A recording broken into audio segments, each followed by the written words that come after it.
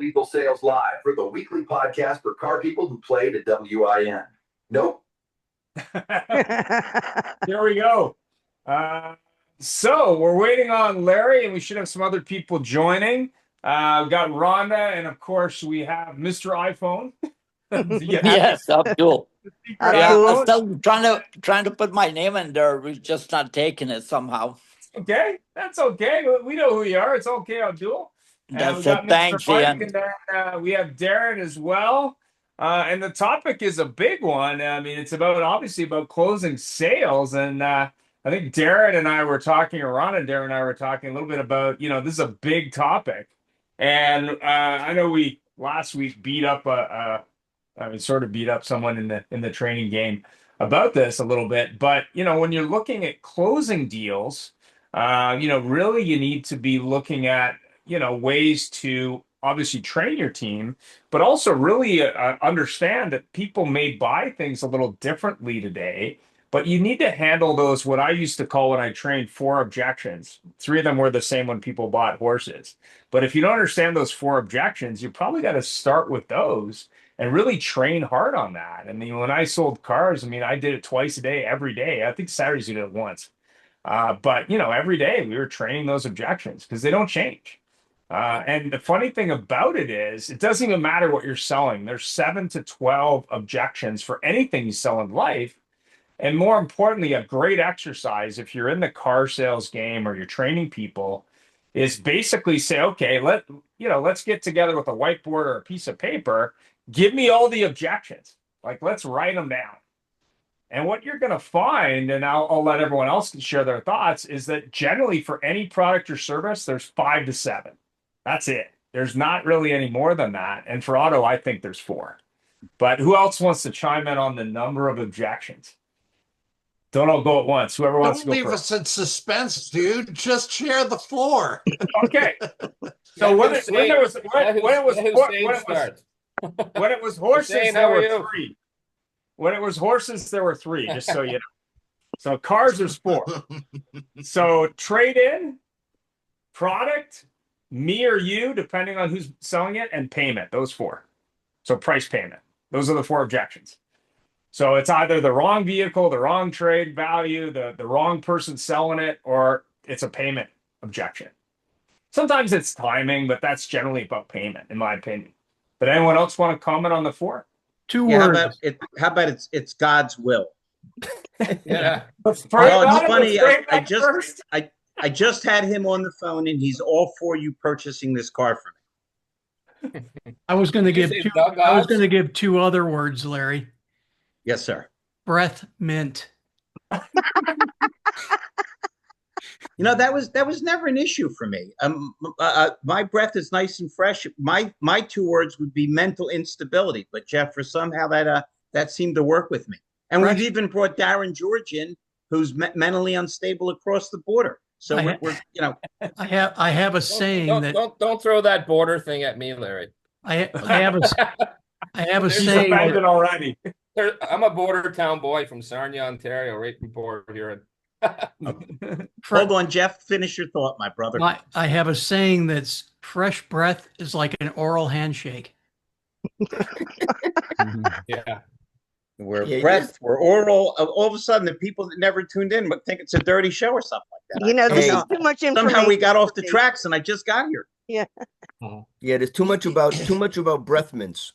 You better have a good... You need another jar for this. I'm Rhonda. sorry. Am I in the right meeting? We're not sure, my buddy. This is I Bad think it was Breath the late Anonymous. great. It was the late great Dr. John Russell. Right place, wrong time, or wrong place. You know the drill. Yes. Yeah. Listen, it's interesting, but let me just start this off and then we'll roll. And it's so good to see everybody. We got a lot of really bright people in here, and it's great to see you all. I think it's interesting how we look at closing so inadequately. Like most of the things I'm going to say, you're all going to say, sure, Larry, that makes sense. A lot of people think a deal gets closed when you've screwed it up and now the GM comes in and tells a joke, or the closer comes in. The closing starts when you say, welcome to, here's who I am, here's my business card. That's right. It's the hello. And Russell, you were on this morning on All Things Fixed Stops. Yep. Russell, for the folks on the show that may not have met Russell Hill, besides being a brilliant fixed ops guy himself, he's just the kind of guy that likes to make friends and always smiling. And he took his Genesis in, and the first words from the guy was, "Do you have an appointment?" Not, "Hey, it's great to see you. Thanks for being here." Welcome, not a welcome. I'm so and so, Right. or welcome back. Which one is it? Or whatever. Right. So before I jump to everybody else, I think a lot of this, like a lot of life, depends on your attitude and how you approach things. Absolutely. You're all car guys to some extent. And Abdul, you remember from when you were in a dealership, all guys talk about isn't sex or sports, it's that there's no business. And then when a car pulls up, three idiots go, "He doesn't look like a buyer, send the new guy out." Well, if your attitude is already predisposed to not closing, don't you think people see all over your face that, "Boy, I'm angry that you're here. You took me away from lunch. What are you doing here?" So I think if we don't start the concept of closing right and have the right mental attitude, I think it's almost impossible to get it right. Rhonda, we've got so many good people on. Why don't we just go left to right? And here's my girl, Wendy Reeves. Folks, if you're feeling some kind of seismic shift, it's not an earthquake, but Wendy Reeves is going to start working more closely with myself and Rhonda, and I can only imagine what that's going to happen. Wonderful we news. always Wonderful we always news. get to Mike Larkin last. How about if we just roll left to right? We've got Mike Larkin and Wendy and Russell and Abdul. We're going to get to Darin George and my man Gary Silman and Jeff. Mike, what are your thoughts on how to close the deal and what steps do you see that are missed and so on and so forth? Talked about this in our training. I train every Monday in the AI kind of mastermind. And what they were saying was, what is the first thing you need to do when you want to make a sale and are approaching the decision maker? What is the first thing? And we all had our kind of opinions. I said rapport. Inside of rapport, anything is possible. But I was steered off in a different direction, and I agreed with it. You compliment them on anything. You compliment them first. Rise them up to your level. So if you're positive, you got your right mindset of, you need to bring them up from where they are to where you are. And you do that by complimenting them. Nice shoes, or,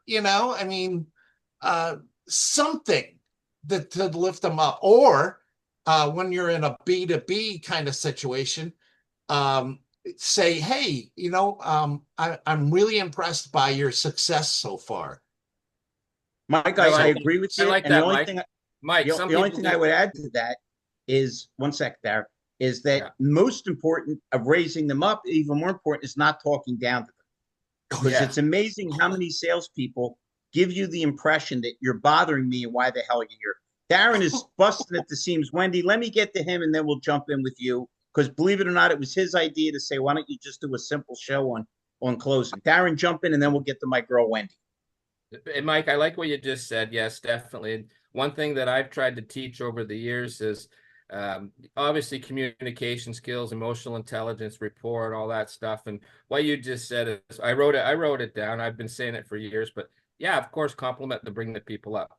But let's just jump right ahead to the point of, they like the car, you're sitting in the office, you're having a coffee. That hasn't changed a whole lot over the years. And sometimes people think it has changed. We won't go into the changes that have happened in the last 5-10 years, but right up, straight up. Let's go with, they like you, you like them, you're a good person, they're a good person, and Larry, the breath smells great. That was supposed to be a joke. Leave the funny stuff to me. Just come up with the bright Canadian ideas, will you? Hey, listen, I've done some stand-up comedy in my day, and I might go back on the stage just for a hobby very soon. I'll let you know. Brother, if you get on the stage for comedy, it's going to be the stage of starvation. Leave the funny stuff to me. You handle the comic things. Okay, I'm not going to go head-to-head with you on that. Listen, in 1991, I was doing stand-up at Yuck Yucks out west. Anyway, hey, listen, but let's get right to the point of the topic, asking for the sale. number one thing is you got to get a verbal commitment right away. Like, so if anybody's watching this, there's a new person in the car business. When you've got them down, and again, let's go with the fact that yes, the car has been selected. They like it, but there's still a couple ums and haws. When you take a 25 or a 30-year-old, those guys are still missing the boat so hard, so bad. Some guys that are 50, 60 years old are still not doing it. They've got to just point blank sit down, enjoy the conversation and the coffee, and then just get right to it. Hey, listen, so you enjoyed the ride and features of the vehicle. And listen, nothing's really changed, Larry, and you know that. But you enjoyed the ride and features, everything is great. Do you have any other questions about the dealership? If you don't have any other, okay, perfect. Let me handle all that. What about the warranty? Blah, blah, blah. Go into some fine details that maybe were missed. And then just go right at it, right? Just like, if there was anything preventing you from getting the vehicle today, what would it be? And if they go, well, I don't know, what are the payments going to be? Boom. So what you're suggesting to me is that if the payments and everything are agreeable today and the terms, we could probably, you'd like to get the car, right? And most people are going to go, I guess so. That's a verbal commitment. You got to go verbal commitment. And then you go, after you get the verbal commitment, you go right into a worksheet. And I don't care if if I was running a dealership today, we'd be using paper. So we put it right on paper. I used to write it down on doily, like on a piece of paper. Even no matter what dealership I ever worked at, I would write down, so Mr. and Mrs. So-and-so, you're going to get the vehicle today if I can get the numbers and everything agreeable with you. And they go, yeah, okay. All I need to do is just initial this. And then they look at you, go, what am I initialing? You're just initialing that if I can get you a good deal, you're going to get the car. And then if they don't initial it, there's a hidden objection. There's a problem. And then you address it. And then once they initial it, you go, perfect. So now I got a verbal commitment and I have I have an initial. That means I'm going to management, or I'm going to go and we're going to work out numbers. And when if I was at a dealership now, I don't care if I was in California, doesn't matter. I could be in Dubai. I'll walk up to the manager because I'm strong enough and go, they're ready to buy the car. If the trade, the payments, Ian, you said this, but trade, payments, what else? Price. If we can come to some kind of number that they're agreeable with, they're getting the car today. And the manager should look at me and go, Darin, I believe you. Done. Let's do this. Now, if they go in and help close, fine. But if they don't want to help close, because I've been doing this long enough, I can handle it myself. But I've got the ask for the sale. I've got an initial on a worksheet. And then we're probably going to go into some kind of negotiation a little bit, because it doesn't matter if it's 2025 or 1995. The trade value is still going to be an issue. The interest rate might be an issue. Hey, when I got in the business, like some of you guys, geez, the interest rate was like 13.5. I mean, anybody agree with that? Or did anybody know anything higher than 13.5? We had horrible interest rates in the late 70s. That's one of the reasons that Jimmy Carter got out and Ronald Reagan got in, because it was very difficult to do any business. 17%. Right. 17%. Wow. We were selling 17%. Correct. And that was Darin, mortgages too. Yep. And Darin, to build on what you said, let me jump from hockey, your national sport, to ours, baseball. I'm a curler. I'm a golfer. My analogy. There we go. All right. Okay. Back to the comedy stuff. These are curling now. Okay. One of the things that I always say is trying to get all the gross without establishing all the value is like trying to hit a grand slam when there's nobody on base. Yeah, Larry, you can't drive home value that's not an evidence. Hard. The gross, and I hope most of you guys agree with me. When I was selling it on the floor, and if I actually went back on the floor someday, like I don't care where, if I ever went back on the floor, the number one thing I never thought about was gross. I never thought about it. I just but if you develop the value, the gross develops itself. If you're I agree with you. People feel comfortable. Oh, I totally agree with you. Some of my highest grosses were things where I actually, in the back of my head, and some of you remember, you probably have the same experiences where I'd go, and I'd find out a bit later what the gross was, and I go, wow. Remember, you've seen those, right? Even you go like, wow, you focus more on the customer than that. That we're going to jump back to you. Those points you made were incredibly valid. I don't Yeah. see Wendy. Did she jump out or is she still with us? Right Wen, here. How don't I'm you just see trying to me? go left I'm to right right. here, Larry. Nah, I'm two different pages here, you know. Okay. Wendy, who is going to close a whole lot of deals for career changers. What are your feelings and thoughts? You've been on the floor, you've been involved with your father, you've seen a million BDC deals go north or south. What are your feelings and thoughts on the best way to close a deal? So tell you what, I'm going to switch it up. Surprise, surprise. I'm going to give you the BDC take because I sell appointments, not cars. So I think it's a very unappreciated skill. I think that post-COVID sales teams know not of how to sell variety and options. They always turn the call into an inventory call. They never express things like, yeah, that Hyundai Sonata is available as well as several close matches, come on in, blah, blah, blah. When they don't want to come in, you sell an inventory tour, an information day. But most importantly, what you have to do is you have to do it in stages. You have to start establishing rapport at the very onset when you get the lead or the opportunity. And there's a company called Gravitational Marketing. When I was with Greg Goebel, way back, even before when I hired on with them back in like 2010, 2011, when the rich dealers were very prevalent, anyone who remembers, they had a great script, a great series of things that they asked. They broke it up. And Brittany Hibden, may she rest in peace, was a really, really strong supporter of this thing. What she did is they broke it down into a discovery stage, okay? And this works especially well for subprime, which there's a growing number of subprime customers too, right? You have to set the stage. You have to set the expectation. You have to do it at the onset when you're establishing rapport. You have to provide value so that you earn the right to ask for the appointment. You have to ask for it early and often. And it starts out with a discovery stage. Are you looking for a car for yourself or someone else? Did you just start looking today or you've been looking for a while? Up until now, what's kept you from owning your ideal vehicle? What does that tell you? Everything you need to know. Do I have the decision maker? Did you just start out? Is this going to be potentially a lengthy process? And then what is your objection? Like whatever the ones you guys just mentioned, then you bump to solutions, right? Then you bump to the close of the appointment, and then you do the appointment wrap so you know they're committed and they're going to show up and they're not just trying to shut you up to get you off the phone. Hey, So hey it's Wendy, about- excuse me, but instead of always objections too, one of the great ways to turn it around and get them thinking positively is to say, hey, what did you like best about the car you're driving now? Because now you're Exactly. looking for a positive slant. And that adds on to the discovery phase. Absolutely. And are you planning on trading in your current vehicle or just adding this vehicle? And then you can ask them information about the trade, et cetera, et cetera. The more information we can gather in the beginning before they cross that threshold to the show floor, where you're going to let sales do what they do best, is you want to arm them. And the reason I mention options for inventory, not just a vehicle, is it'll give you an opportunity to switch them into an aged vehicle, an aged unit, or something that would serve their needs as well. And when you do your needs analysis and your meet and greet on the show floor. So Hey, I think Wendy, all these things are super important. Yes. Yeah.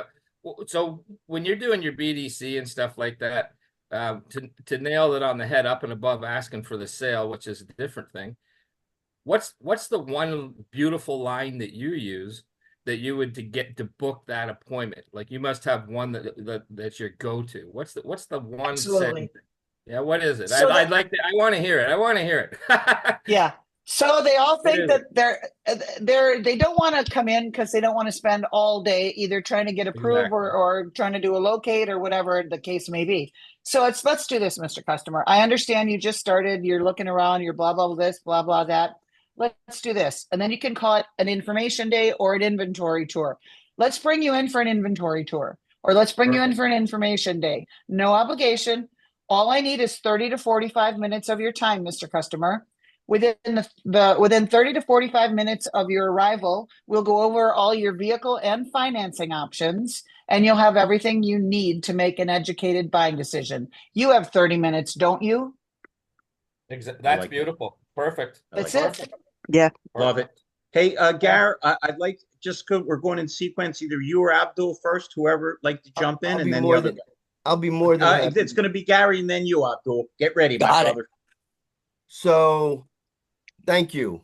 Good evening, everybody. It's wonderful to be here. I got my partner next to me, Tucker, creating havoc, chewing up everything in my office in the basement. So if you ever see me jump up, he's eating something again. Process.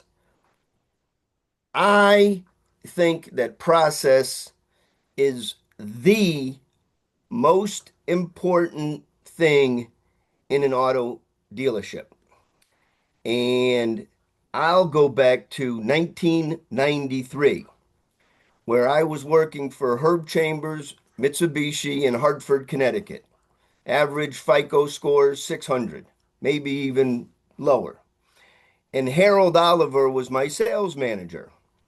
And we had to come up with a process to make sure that we were able to teach our salespeople how to handle customers and their objections.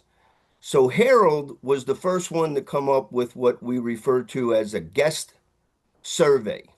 And that guest survey I still use today because what we learned back then is no different than today. When a customer walks into their showroom, they're petrified. They're petrified if you're going to lie to them, you're going to steal, they're going to get taken advantage. And the role today of the sales professional is to make them feel like family and make them learn that you're an advocate and that you know this wonderful process that has been developed by the dealership, by the owner, by the management. And with all this being said, is if you don't have it written down, it's not a process. And you I and agree. I go back, what am I? I'm going to date. So we're in 25, that was 33 years ago. Nothing has changed. You have customers that want to come in and purchase a vehicle. Some of them want to do the whole transaction online and they're capable and they're credit worthy. Give it to them. But then the customers that need help, you have to have a process. And the process is meet and greet and sell yourself, sell the dealership, sell the service department. So you never get into when you offer the final, you're not going through the objections. By following, What's your go-to, Gary? What's your go-to up and above all there's that? not a go-to, there's No, not a at the end with like how do you what would you well, say? but see, the go-to starts way before I walk into a dealership. 100%. And if the dealer is not committed, then we don't have anything. And so my go-to is that if you don't have dealer commitment, dealer involvement, senior management, leaders running the show, it's never going to change. So, for Yeah. many years, my arrogance was I'll stay out of those stores because they're too chaotic. Well, now, today, everybody needs help and everybody needs a process that has been agreed upon. How businesses run today, the leaders make the decisions amongst themselves and they agree, and then they train the staff on the process, and then they train and they train.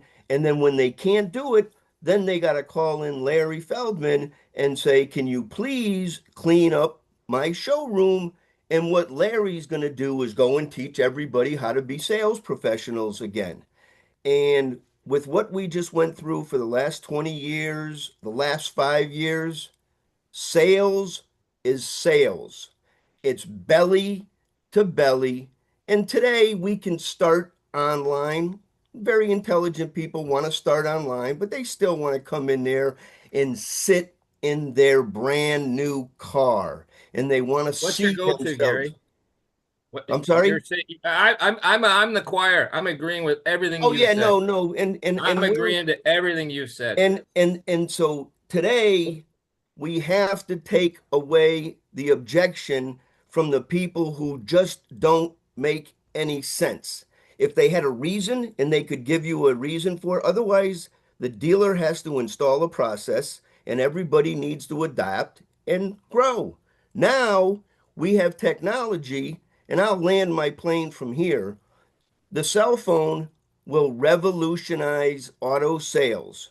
Sales professionals, F&I managers, dealers, GMs better get used to using their cell phone because that's where the sales are going to take off to. I That's rest right. my case. Wendy had a thought there. Go ahead, Wendy. You're muted. You're muted. You're muted. You're muted. And Hold it was that such thought. great. It It was was so animated. good. All together now. Yeah, right. What's your go-to, Gary? Yeah, what do you say when you ask for the sale? Yeah, what are you doing here? Yeah, What we seals know the all deal the for other you? stuff. We're all the choir here. When do you want to pick it up? All right. Okay, that can work. I like it. That actually can work. I had to Not think all the about time, that. I but had to it put can on my work. sales hat. Which color did you want? Or I don't. But those What do we okay. have? I got you. When do you want to put it in the driveway? Okay, there's a lot of You those. you nuts guys beauty. you guys lack imagination. How about would you do me a favor? I lost about $400 cash in one of the seats. If you find it, would you please call me? That'll close you. Okay, Larry. Larry. I'll put you on the. You can go on Yuck Yucks now. All right, let's get we got a lot of good How folks about I want to hear Hussein? from. I know We got Hussein's Hussein there. dying He's to been say very something. quiet. Yeah, he's been very. Hussein or Abdul, whoever wants to go first, and then we'll hear the other one. Oh, well, it's great to be with all of you as usual, and it's always a learning process, and it brings up some great memories because in the 90s, when I started, early 90s, I was fortunate enough to be with dealerships, both at the Honda dealership and at Cerritos Auto Mall. With dealerships with inventory was never a problem, or majority of the time it wasn't a problem. So the thing that I learned the most is to greet. The meet and greet is where it started the most for myself, and acknowledging the wife, because that was the first thing I always did, was Very because important. she Abdul, everybody in this program agrees with you because we all know Bruce Springsteen is a liar. He calls himself the boss. The boss is Mrs. she's the Springsteen. boss. You And turn the woman off, your deal is that's it. done, and Yes. you step away confidently, and she says Especially to in her the husband, 90s, "Let's go." a majority of the salespeople will go and shake hands with the husband first, or the man first, and complimenting the children if the children was with them. And then of course is the 10 step to the Any sales salesman process. that shakes the man's hand before the woman is living proof that when they asked Einstein what's the difference between genius and stupidity, he says genius has its limits. Right. There is no cap on stupidity. If you don't acknowledge the woman first and not talk down to her, you're done. And the crazy thing is these dopes that do that don't even realize they just killed their own deal. I'm sorry, I didn't mean to interrupt you. No problem. And being in straight sales, and that really toughened me up, is that when I became changed to the Cerritos Auto Mall and became a closer or team manager, is one of the things that I taught my salespeople is also that the minute they met their customer and greeted their customer, then I will be also greeting them as well, and let them know that they're in good hands with the right person. We'll show them the inventory, and I always emphasize to be on the right car and the right color and the right Abdul, price range. I just want to jump in really quick. When Sure. did you start? What years were that? What years were you? 91, February of 91 at Gaudi Honda in Alhambra. And you mentored many young men and women, old men, and see, just by you being by their side, you instilled confidence in your people as opposed to what they get today, as opposed to walking to the desk and getting it beat up. And so I commend you, and that's where it was. We learned back then. And the thing I told the desk or the sales managers that the buck stops with me. And if anything went wrong in the process, it was my fault. So they would leave my salespeople alone.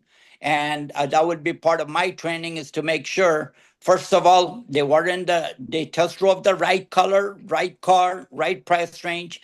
And then when it came to the trade-in value, like you said, not only I ask what you like best in the present car that you have, but what would you like to have in the next vehicle that you're looking for? Because with the upgrade of technology and everything else in the latter part of the year, of course, you have dual airbags and you have backup cameras and you have a lot of other stuff that would come in.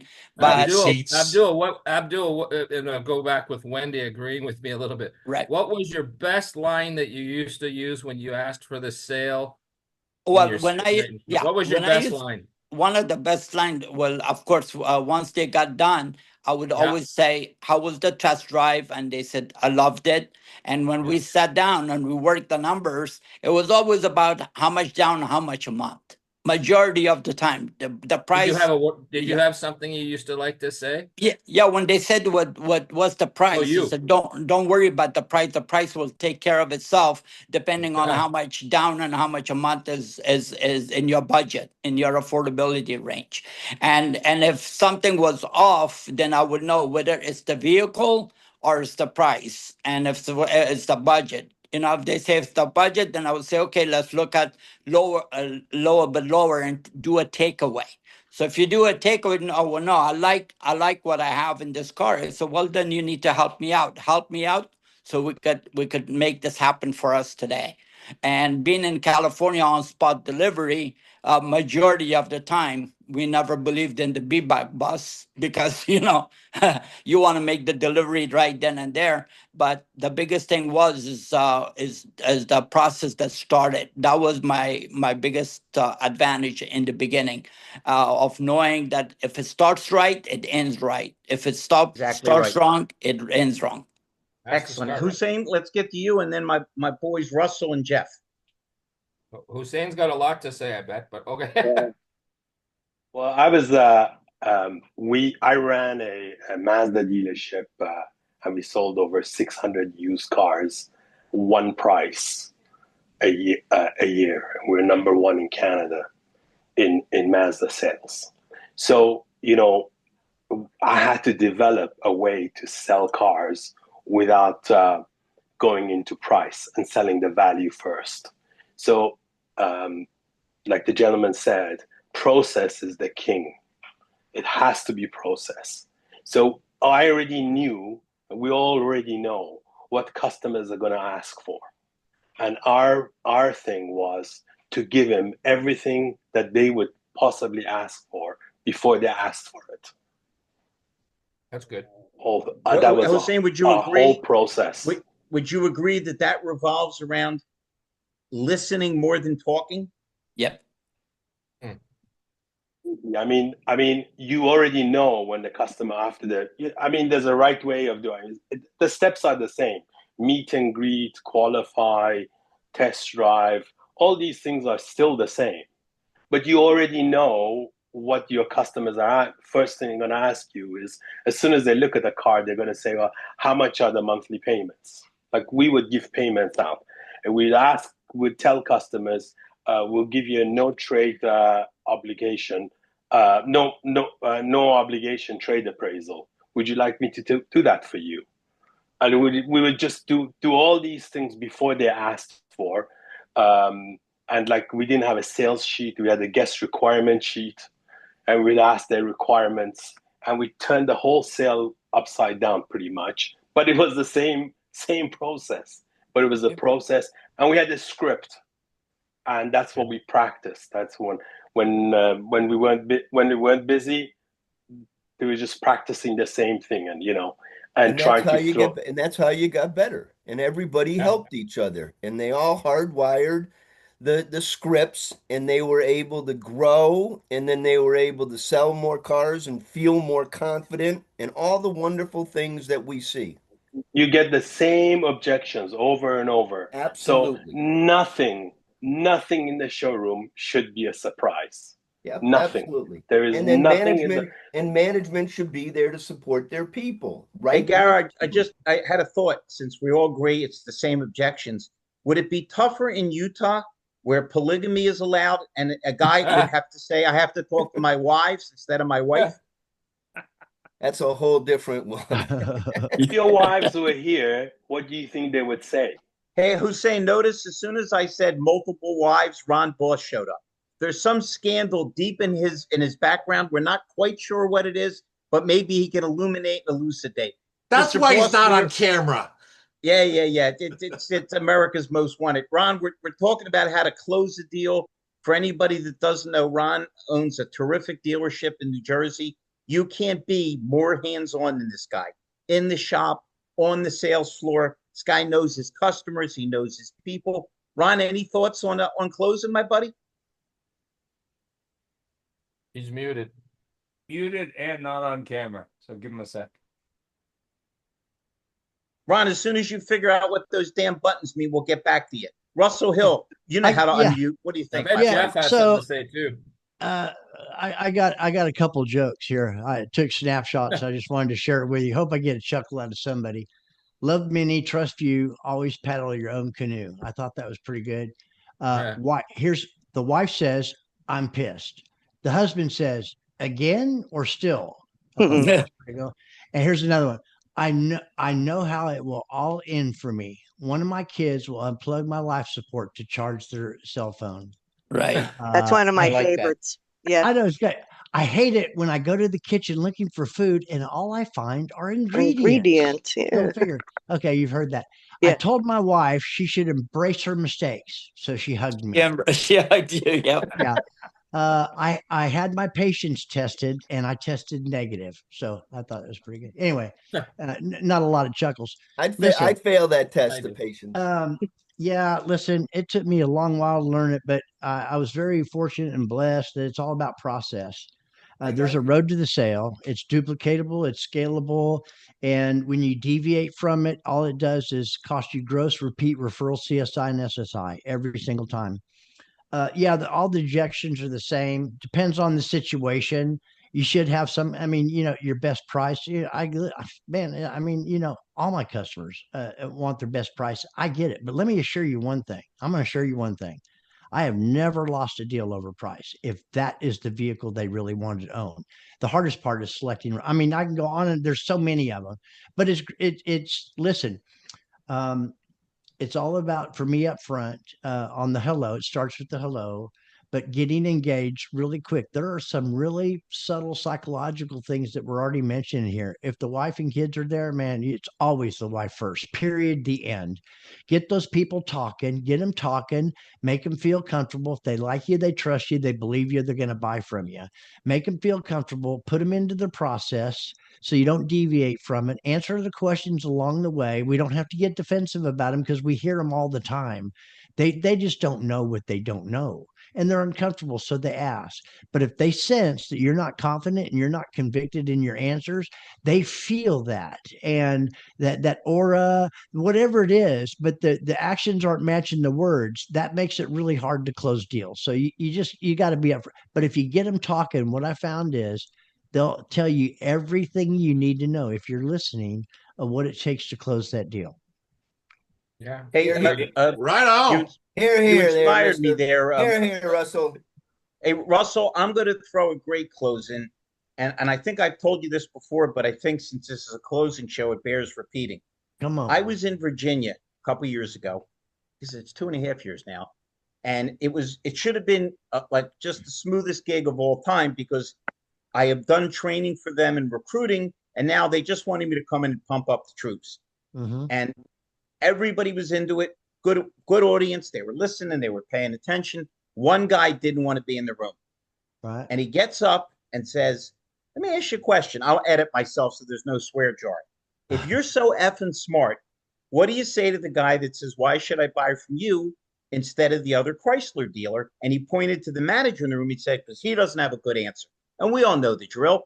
Well, you should buy from me because I'm a nice guy. So is the other guy. Well, I'll give you 3 free oil changes. He'll give me 5. Next thing they do is start dropping the price. So I looked the guy in the eye. I'm better off the cuff than with a script. And I said, why don't you try telling them you're greedy? So the class started to laugh. They figured I was having a breakdown. I said, don't laugh. You be the customer, I'll be you. Okay. Why should I buy from you instead of the other Chrysler dealer? Because I'm greedy. He says, that sounds like BS. I said, does it? I bet you're just like me and you bought something from somebody. It didn't have to be a car, could have been a chair, a fancy watch, a big screen TV. They were your best friend to get your money. And then when you had a problem, you couldn't find him. I hate that, don't you? He says, I do hate that. Well, that guy wasn't greedy. All he wanted to do was sell you one chair, one TV. I want to sell everybody you ever met in your life a vehicle. I'm going to be your personal concierge. Sir, you always want to buy from people that are greedy in the sense that they'll keep you happy to get more of your money. Yep. I think if we think out of the box, if we talk to people the same way we do when we are with our friends, when we do want to have fun, it's easy because unfortunately, a lot of the training they threw at us was scripted to the point where it almost didn't matter what they said, just say this. But I think if we can be looser, if we can be more conversational based around being great listeners, I think it gets Larry, you can't teach that, buddy. You almost can't teach what you just said because people like you and everybody on this screen, myself included, some of us really do have a little bit of a natural ability for what you just said. It's so hard to teach that. I mean, well, you don't know this, Darin, but since I last spoke to you, the people on the show insisted that I go to a medical center and get tested. And the good news is I am not mentally ill. The bad news is I'm a carrier of mental illness. So you should all be careful. All right, listen. So it's meme, the machine, or the money. I called them the 3 M's. Those I don't know about 4 reasons. It's either me, the machine, or the money. That's what it is. I love it. Jeff Scherer, man, can't wait to hear what you have to say on this subject. I found my microphone, so I can come back. Oh, hello there, Ron. Hello. We're back to Ron Boss. I can't see anything. Ron Boss is my all-time favorite Chrysler dealer, and I know 100 of them. But luckily, Phenomenal. He owns a dealership and isn't a tech guy because he'd go broke. Took him 20 minutes to hit the unmute button. This better be good, boss. Go ahead. All right. Well, listen, man. First of all, I got a new phone, and I lost half the stuff, so I have no idea. I'm literally sitting here trying to put a. That's why you don't buy an iPhone with a rotary dial. Do I have to tell you everything? I know. Well, we've been growing this so long. What's the question? Hold on. My wife and my and our cat are getting into the picture. Hi, Lewis. Hey. Hi, Sue. Hi, Ron. Yeah. Lewis wants to say hi to Ron. Yeah. Hello. Lewis does not look happy. Hey, who wants to say hi to Tucker? There we go. Let's see. Getting big, kid. Cats. We're going to the cats and dogs here. There we go. All right, I'm sorry we got sidetracked by my lovely wife, Ron. Please continue, and then we'll hear from Mr. Scherer. He's back on the damn mute button. Ron? He lost his phone. There you go. No, I'm here. I got it. There you go. There you go, my brother. There he is. Ron, your hands on. You're in the shop. You're in this. What we're talking about the basics, the listening to people, the showing that you care, to building up a base, asking questions like, what did you like most about your last vehicle? What little tricks and little things have you picked up that you think are immutable that have to be there? I think it's just being intentional, being friendly. Just, and it goes across the board. It's not just your customers, but your people. You hear it is kind of maybe loosely used a lot about culture and whatnot. But I do think it's important, especially leading by example. I'll give you an instance, just something that happened the other day that it wasn't necessarily customer related, but it was to prove a point to my whole staff. So one of the challenges we have is getting parts for cars.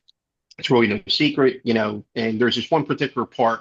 It's for a car that we had approved, signed up, ready. I can't deliver it because I need this part, and it's on back order, the whole 9 yards. So back and forth to the manufacturer, so on and so forth. So I had to think out of the box a little bit.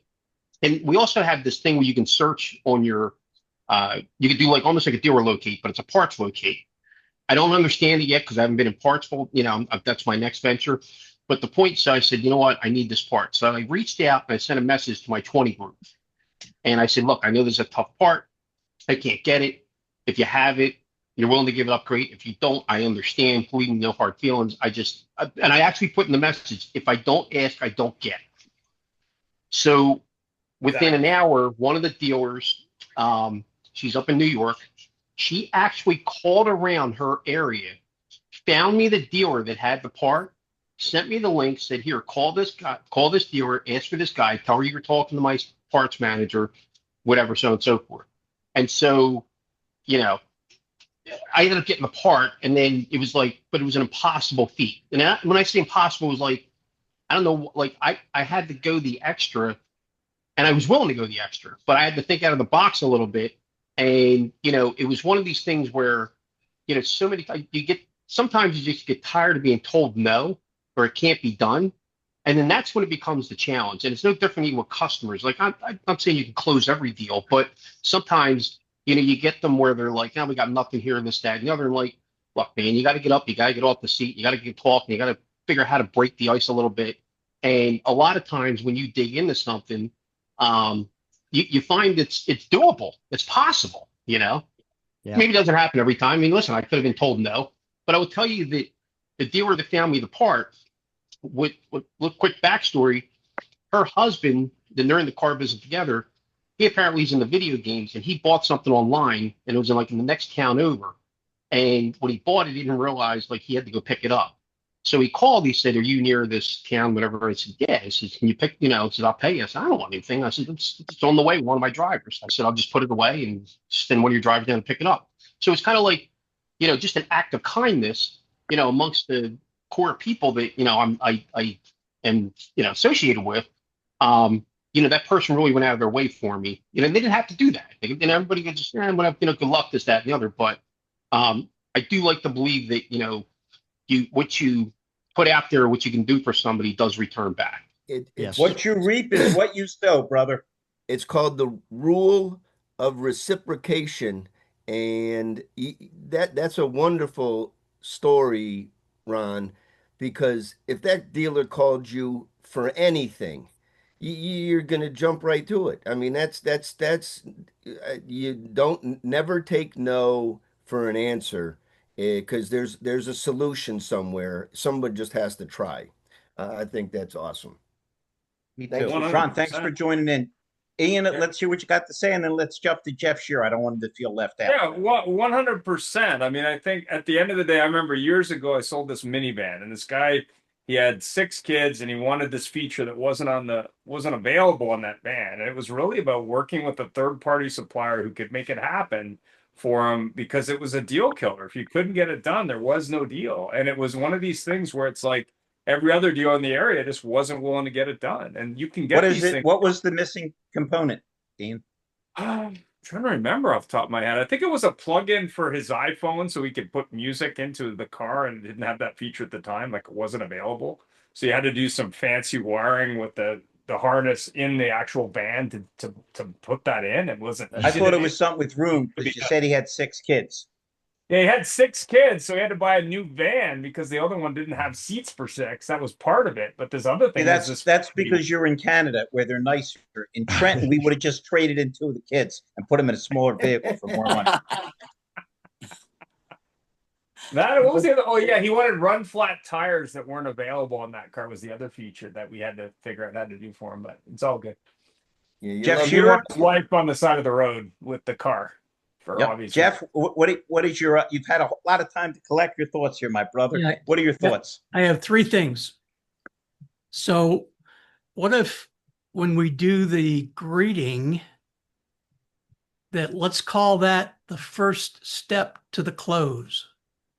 And that doesn't mean jump right to the close, but that's the first step to the close, because we set it up here. I think Hossein, how do you pronounce it, sir? Thank. Said it's process, you know? So the first step in my process is the first step to the close. Second thing is, and I think Ian, some of this when I jumped on, and you might have been talking something similar, but if we know that the common objections, call it 3, call it 5, whatever that is, 4, what if we put those out? That's 3. Let's put those out up front. Yeah. Let's head them off. Yeah. You know, and I say this about EVs. You know, the first fear people have is, oh, I'm going to run out of battery and I'm going to get stuck. So maybe the first thing that I talk about is, hey, you know, there's in this area, you know, every 3/4 of a mile, there's a charging station. And, you know how many miles you get on a tank of gas? Well, no, I don't. It's usually about 250. This thing will go 325 on a full charge. Okay, so I mean, put the objections out there first, because then when it comes to the close, guess what? You've already handled them. 100%. Also, what you got to remember, and this is something a lot of people don't look at, is 80% of customers are payment buyers in most cases. Not only that, what's their payment and price expectation? Probably what they were doing last time. So if you have an understanding of what features they had and what their payment was when they walk in, what are they going to be expecting? A similar payment. And, everybody payment driven. 8%. Every buyer in the last 10 years that bought a car still wanted a $350 a month payment. Exactly. Car, right? Exactly. Well, I want to be at 350 with no money down. Yeah, right. And then no problem. We still have that 27-year adjustable mortgage. You're going to love living in your car. Hey, she's one of the best marketers I know, and closes plenty of people. Rhonda, what are your thoughts on closing deals? Let me finish. I got one more point, if I could. One more point, absolutely. So, I used to be in the marine business, marketing and selling boats, and the best closer in the marine business was when you take the wife before you're asked for the sale and you put her in that used yacht that they're looking at and let her walk into the head. Right. And as soon as she gets a whiff, she says, honey, we need to buy a new boat. Yeah. Best closer there was. I love it.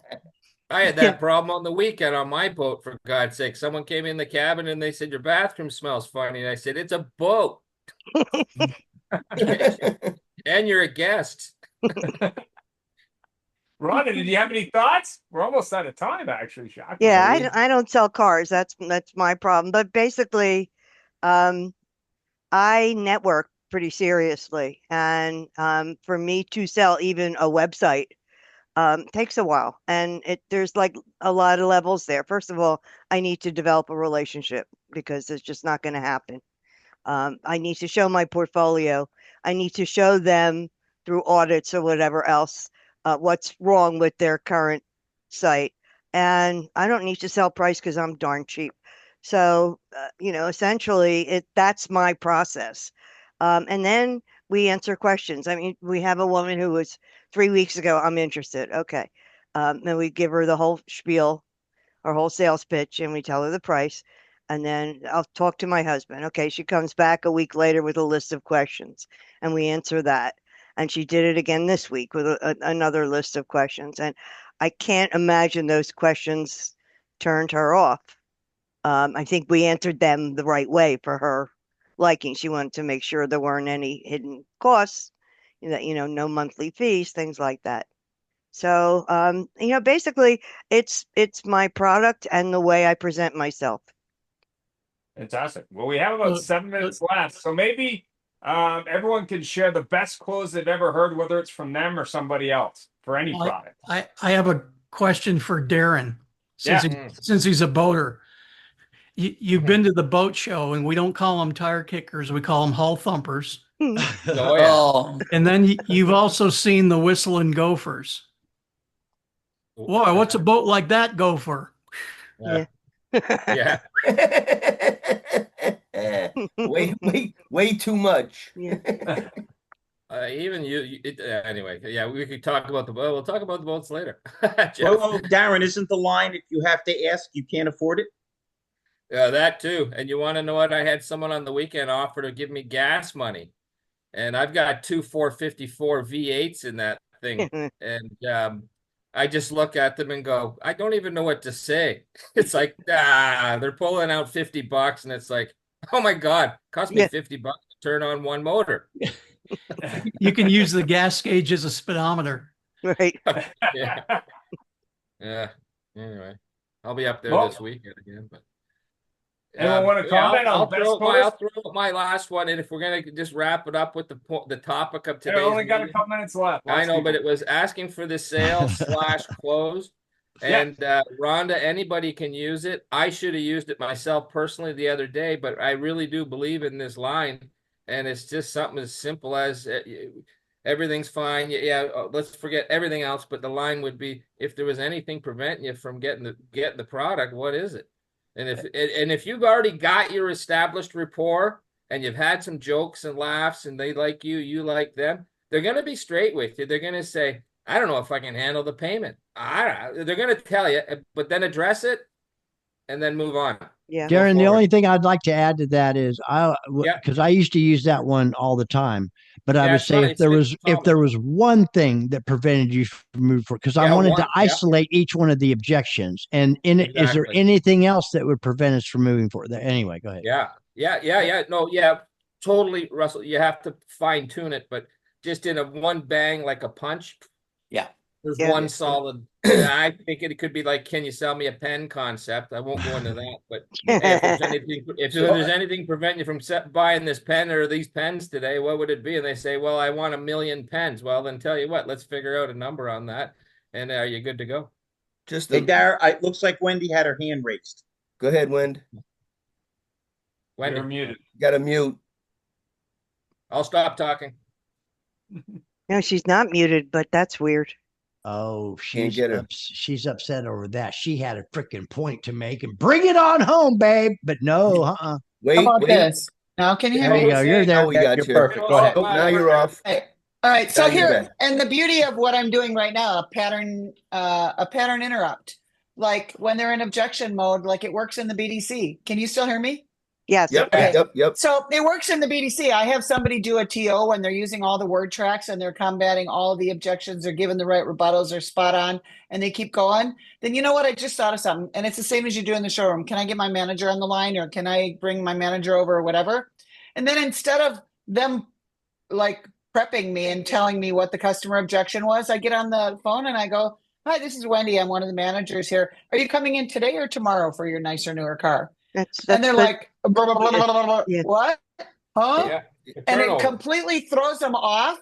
And then they have to think, what is their core objection? What's keeping them from coming in or buying the car or doing whatever? You got to use the pattern interrupt. They're so programmed to thinking that they're controlling the conversation. You need to shake them up a bit and bring them back to reality. And that's all. The pattern of interrupt. I love that. Actually, can I write it down? Absolutely. Pattern interrupt. Yeah, you other have thing those was- on about I've been every. doing that. I've been doing every that web- since I was a kid. The other Just phrase I gentlemen, heard years ago I- was lingering questions. I think is a good one. Do you have any lingering questions before I- we move ahead? The- Let But me interrupting have- their pattern thought is amazing. That's Yeah. perfect. Let People me do it have a naturally. lingering. Let me have a last minute so we can say goodnight and start wrapping things up.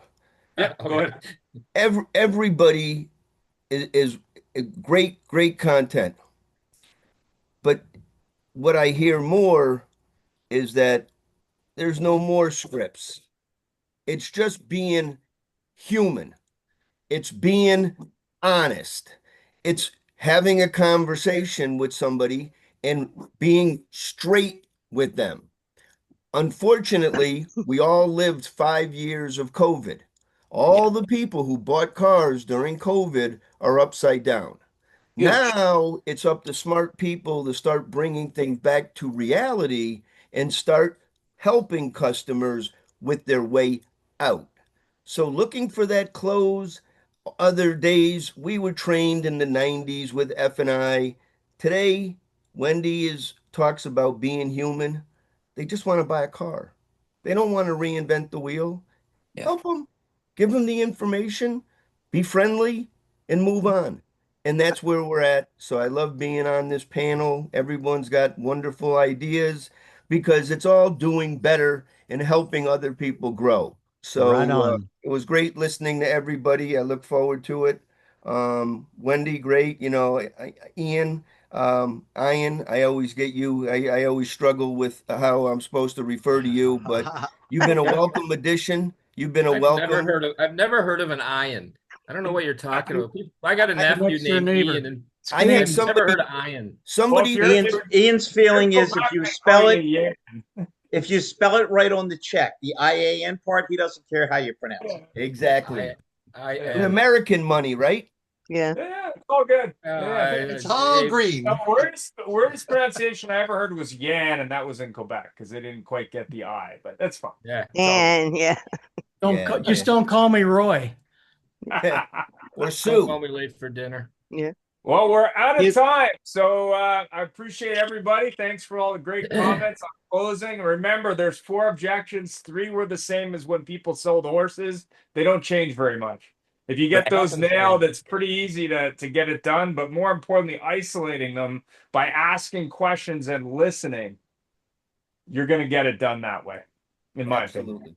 Good night, everybody. Right Have on. a good night. Good night, everybody. Thank you. Love you all. Thank you all so much for joining in. On Yeah. Wendy. Ciao for